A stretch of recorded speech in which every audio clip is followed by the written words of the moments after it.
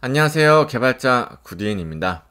이번 시간에는 리액트 개발에서 가장 많이 언급되는 컴포넌트라는 개념에 대해서 한번 정의를 살펴보고, 어떤 이유로 컴포넌트라는 개념이 파생되었고 활용하는지, 그리고 장점은 무엇이 있는지 등에 대해서 같이 한번 살펴보도록 하겠습니다. 이번 시간은 가볍게 한번 시청해 주시면 됩니다. 제가 텍스트로 준비를 해 보았는데요.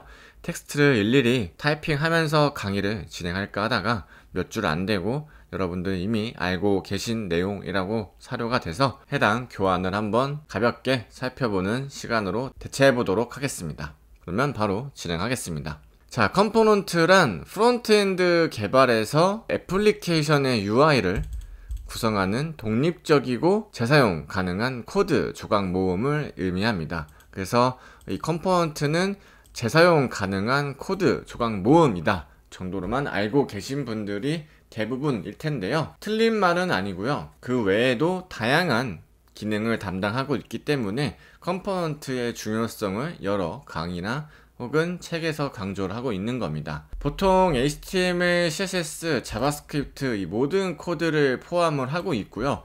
UI만 담당하는 HTML, CSS 컴포넌트가 될 수도 있고, 기능까지 포함된 컴포넌트가 될 수 있기 때문에 이거는 이제 여러분들이 개발하면서 필요에 맞게 수정을 해 가시면서 컴포넌트를 만들어 주시면 좋을 것 같습니다. 그래서 특정 기능이나 디자인을 담당한다 라고 되어 있잖아요. 그래서 컴포넌트는 역할이 각각 다를 수 있기 때문에 애터믹 디자인 패턴이나 FSD 아키텍처, 이런 프론트엔드 아키텍처 구조 설계까지도 이어지는 겁니다. 왜냐면 컴포넌트의 역할이 너무 많기 때문에 그런 것들의 일련의 규칙을 잡고 작성을 한다 라고 이해하시면 돼요.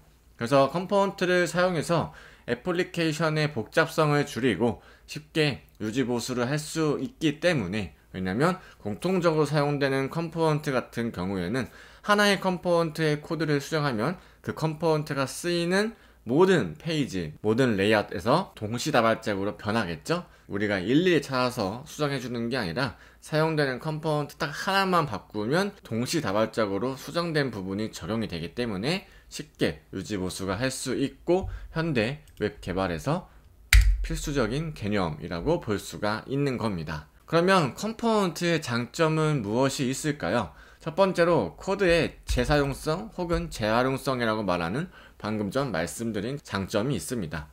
같은 컴포넌트를 여러 영역에서 활용할 수 있기 때문에 코드 중복을 줄이고 효율성을 높일 수가 있습니다. 특히 전통적인 MPA, 멀티페이지 애플리케이션 구조에서는 각 페이지가 독립적으로 동작하기 때문에 공통되는 레이아웃이나 UI 코드를 반복해서 작성하는 경우가 많았습니다. 반면에 컴포넌트 기반 개발 방식에서는, 즉 SPA 구조에서는 이런 공통 요소를 하나의 컴포넌트를 만들어서 재사용할 수 있으므로 유지보수가 쉬워지고 당연하게도 개발 속도가 빨라지겠죠. 제가 앞전에 설명드린 어떤 부분을 수정을 할 때도 동시다발적으로 적용된다, 이런 것들도 이런 이유에서 컴포넌트를 활용하는 이유가 될 수가 있습니다. 그리고 두 번째로는 이 상태 관리라는 것 때문에도 이제 컴포넌트를 많이 사용을 하죠. HTML과 CSS로만 이루어진 컴포넌트가 있을 수도 있지만 자바스크립트까지 들어간 기능을 담당하는 컴포넌트도 있을 수가 있죠. 그래서 그럴 때는 컴포넌트 내부에서 스테이트, 즉 상태값을 관리하는, 그리고 그것들이 동작하는 로직 함수들이 이 안쪽에 작성을 하게 될 텐데, 이때 선언된 함수와 상태값은 외부에 노출되지가 않습니다. 그래서 바깥쪽 컴포넌트에서는 다른 쪽 컴포넌트에 작성된 상태값과 어떤 함수값을 접근하기가 쉽지가 않다는 얘기죠. 그렇기 때문에 독립성이 유지가 된다라고도 표현을 할 수가 있습니다. HTML과 CSS는 고정된 틀이지만 그 안에서 다루는 데이터는 또 동적으로 변할 수가 있죠. 그래서 컴포넌트는 이런 변화를 좀 유연하게 처리할 수 있도록 설계되어 있으며, 주로 내부의 상태값, 스테이트와 상위 컴포넌트로부터 전달받은 props라는 개념을 통해서 동작을 하게 됩니다. 프롭스는 이제 아래쪽에서 한번 배워보도록 하고, 다음 특징으로 이제 확장성이라는 게 있습니다. 여러 개의 컴포넌트를 조합을 해서 더 복잡한 UI를 구성할 수가 있는데요. 예를 들어 버튼, 입력 필드, 카드 등 다양한 작은 단위의 컴포넌트를 우리가 만들어 놨다고 가정을 해보겠습니다. 그러면 이런 작은 단위의 컴포넌트를 조합을 해서 폼, 레이아웃, 페이지 등을 만들 수가 있잖아요. 쉽게 말해서 컴포넌트와 다른 컴포넌트를 조합을 해서 새로운 컴포넌트를 만드는 작업을 이제 우리가 컴포넌트 장점의 확장성이라고 표현을 한다라고 이해를 하시면 될 것 같습니다. 어렵지 않죠? 그래서 컴포넌트의 장점으로는 재사용성 혹은 재활용성이 있고, 상태관리 측면이 있고, 그리고 UI의 확장성이 있다, 이렇게 이해를 해주시면 좋을 것 같습니다. 자, 그러면 컴포넌트에는 장점만 있느냐? 물론 장점이 많죠. 사실은 그렇습니다. 컴포넌트는 장점만 있는 게 분명해요. 하지만 우리가 그 장점을 올바르게 사용하지 못할 때, 혹은 과하게 사용할 때 비로소 단점을 우리가 목격할 수가 있습니다. 그래서 그걸 먼저 이해하기 전에 프롭스라는 개념을 한번 배워보아야 되는데요. 프롭스는 리액트에서 부모 컴포넌트, 즉 상위 컴포넌트에서 자식 컴포넌트, 하위 컴포넌트로 데이터를 전달하는 과정 혹은 메커니즘을 일컫습니다. 부모 컴포넌트가 정의한 데이터를 자식 컴포넌트에게 전달해서 컴포넌트 간의 데이터 흐름을 효율적으로 관리할 수가 있죠. 그래서 프롭스에는 두 가지 규칙이 따르는데, 첫 번째로는 단방향 데이터 흐름, 원웨이 데이터 플로우라는 개념이 있습니다.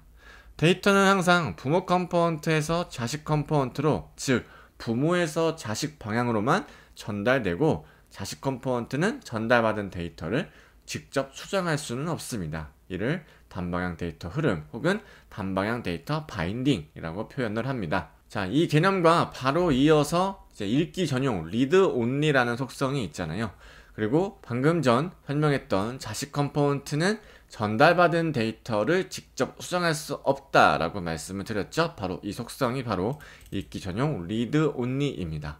프롭스는 자식 컴포넌트에서 수정할 수가 없고요. 조회와 출력에만 사용이 됩니다. 그래서 부모 컴포넌트 데이터를 수정해야지만 자식 컴포넌트도 적용이 된다 라는 거죠. 자, 이러한 규칙 때문에 데이터 흐름을 예측할 수가 있고, 애플리케이션의 구조가 명확해져 유지보수가 쉬워집니다.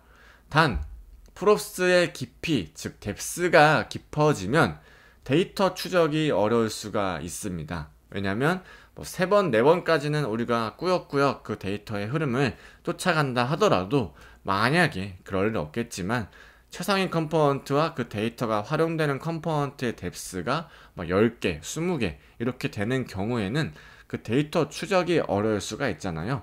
역으로 추적할 때 이 데이터가 어디서 출발을 했는지를 20번 혹은 10번을 컴포넌트의 흐름을 타고 확인을 해야 하기 때문에 이런 불편함, 즉 프롭스 드릴링이라는 문제점이 생기기 때문에, 이런 문제를 해결하기 위해서 중앙 집중식 상태관리 라이브러리인 리덕스 혹은 리덕스 툴킷, 리코일, 조타이, 주스탄드 등이 탄생이 되었습니다. 공통적으로 사용되는, 즉 전역적으로 사용되는 상태 그리고 액션, 이런 함수들의 묶음을 관리하거나 혹은 개별적으로 관리할 수 있는 장점이 있기 때문에 굳이 프롭스 드릴링을 거치지 않더라도 공통적으로 혹은 전역적으로 사용되는 상태 값이나 어떤 액션들, 함수들은 바로 직접 중앙에서, 즉 스토어에서 호출을 때려버리면 굳이 프롭스를 거치지 않고 중앙 집중식에서 관리되고 있는 상태, 중앙 집중식으로 관리되고 있는 액션, 그것들을 호출해서 기능을 구현하면 되잖아요. 그래서 이런 것들을 조금 더 컴포넌트의 활용도를 극대화시키기 위해서 출시된 게 스토어라는 개념이라는 것까지 여러분들의 지식으로 가져가시면 앞으로 다음 강의에서부터 진행되는 프로젝트 개발에 있어서 훨씬 더 개발이 재밌고 풍부하고 그리고 이해도가 높아질 것입니다. 그래서 이번 시간에 간략하게 살펴본 컴포넌트 개념과 컴포넌트의 장점 3가지, 그리고 프롭스에 따른 문제점과 규칙, 그리고 이것들을 해결하기 위해서 파생된 스토어라는 개념까지 제가 설명을 드렸는데요. 이해가 되지 않으시는 분들은 실습 시간에 제가 다시 한번 사용해 드릴 테니까 지금은 그냥 요런 흐름이구나 정도로만 이해하셔도 무방합니다. 그래도 제대로 이해하면 좋으니까 2번, 3번 정도는 꼭 반복 시청하셔서 다음 시간에 진행될 프로젝트 개발에 좋은 마음가짐으로 도달하셨으면 좋겠습니다.